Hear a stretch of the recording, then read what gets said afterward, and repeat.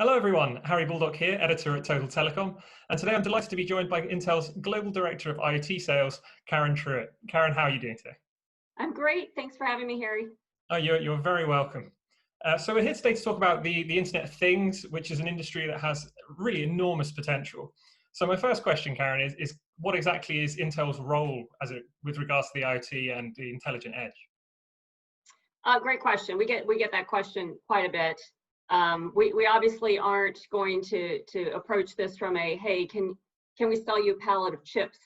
And so a lot of people try to figure out what is Intel's role? How do we play here? So we are one of the few companies that have an end-to-end perspective and the ability to look at IoT and edge and cloud, quite frankly, from the far edge all the way up to the data center.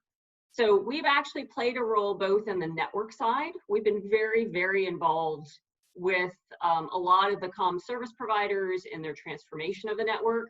So we have a lot of history and knowledge and expertise coming from the network side. And then we have also been then working on the IoT side for several years. So we have both ends of the spectrum that are now starting to meet in the middle, where you have, network elements are now starting to work with IoT. It used to be very separate conversations. We used to sit in a room and talk about network stuff. And then we used to sit in a room and talk about IoT stuff. That conversation is now coming all together, and it's not just, an either or conversation. It's how do I maximize, what I've put into the network, have services that run off that network, and what are the use cases? And so Intel's perspective is, we actually not only have the expertise, we've been playing in both spaces, but we work very closely with the industry and the ecosystem to make that happen. Because Intel, I'd argue no company really can do that on their own.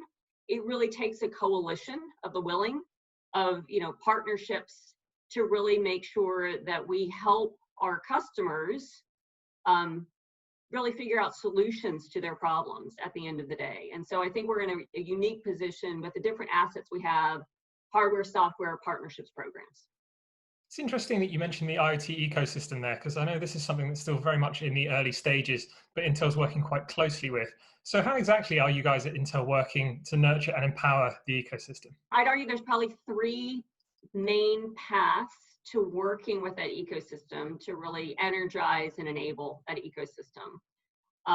So we have a get-to-market type of work stream, a go-to-market, and what I'd call industry engagement. So get-to-market for us are things like technology enablement. Let's go work with partners and the ecosystem, make sure that we infuse and educate on what Intel technologies that we have and how it can help them either make their solution faster, go to market faster,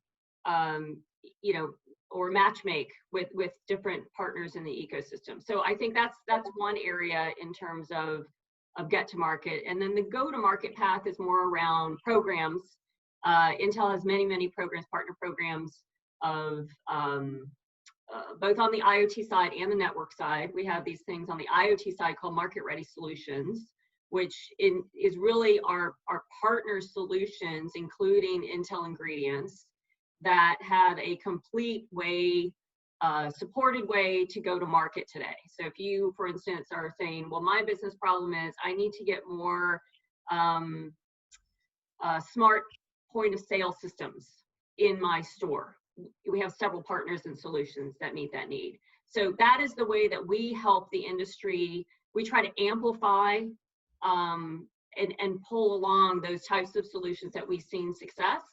And so we are a scale engine from that point of view. So that's that second bucket of go-to-market. And then the third bucket on industry enablement, I don't think a lot of people know how much Intel is involved in, for example, software, open source engagements. Intel is one of the top, what is the word? Influencers. We actually have a whole team of people that actually help encourage open source engagement, add to the open source initiatives. And then we have several consortiums that we're involved with for standards in the industry. So it's really more of that holistic approach of how do we help the entire ecosystem go faster. So based on a recent panel discussion you held about the edge and IoT, what do you think are some of the really key concepts and the really interesting use cases in the field right now?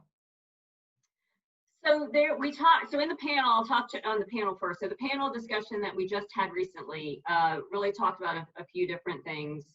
It talked about the evolution of the comm service provider. So it's not just about a pipe anymore. The comm service providers are really starting to look at, value-added services.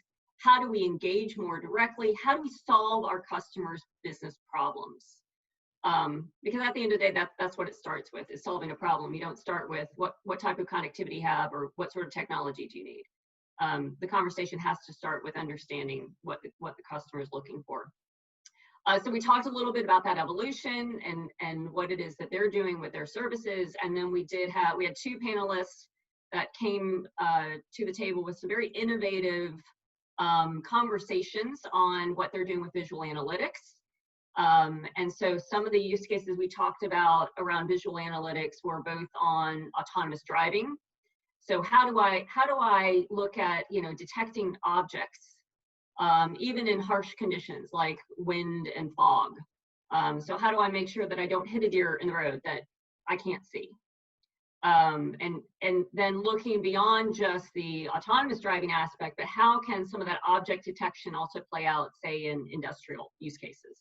So those were some of the use cases that we talked about. I mean, the number of use cases that you can talk to in IoT are just far-reaching, because you have, retail. There's obviously lots, especially in the pandemic. There are a lot of conversations we're having with retail customers.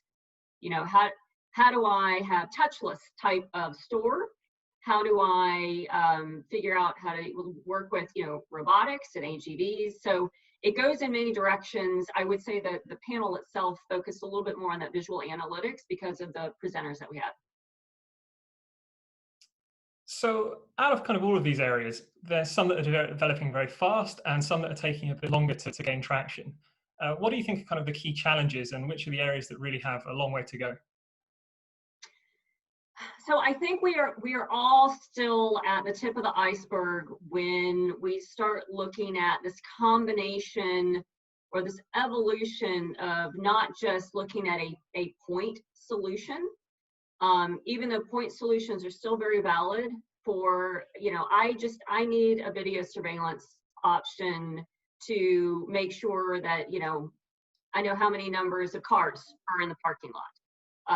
To better figure out, what is traffic management doing. But so those will still play out, but what is really starting to evolve, but is still very nascent, is this combination of, I don't want one box to do one thing. I want to be able to have a smart factory or a smart stadium or a smart city. And that is now starting to combine multiple use cases, multiple partners.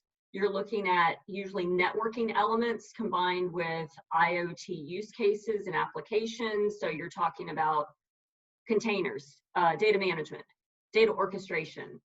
And all of those combined together is not easy to do. And that is the part that I think we still have a long way to go, so that we're not looking at bespoke solutions every time that we come across that type of broader need for, again, say a smart factory. So we're all learning and starting to work on blueprints. Who are some of the best partners to help stitch this together? How do we have the right partnerships to make it all go faster? I really think that's the area that we're marching towards. And you'll probably start here. Many of you probably have already heard the IT+OT combination in IoT land. So the information technology and the operational technology. The next wave of that is IT+OT+CT. So IT, OT, and then CT is the connectivity in various forms. So that's really, I think, that next wave that we're still working towards and still early in the journey on. So the last question I really wanted to ask you was kind of, what is AI's role in this story? How does that fit in with the IoT ecosystem? So AI is obviously increasingly becoming more and more important and relevant in the conversation. it's obviously an area Intel is starting to invest heavily in. We are starting to work more around, deep learning, machine learning, algorithms. All of that is starting to come into play, whether it's on-prem or at the network edge. There's a lot of, real-time analysis that needs to be done. I also think that's a very nascent area and still a long way to go, but critical for a lot of these use cases. Karen, it's been really great talking to you. Thank you very much for your time. You as well. Thanks, Harry. Have a great day.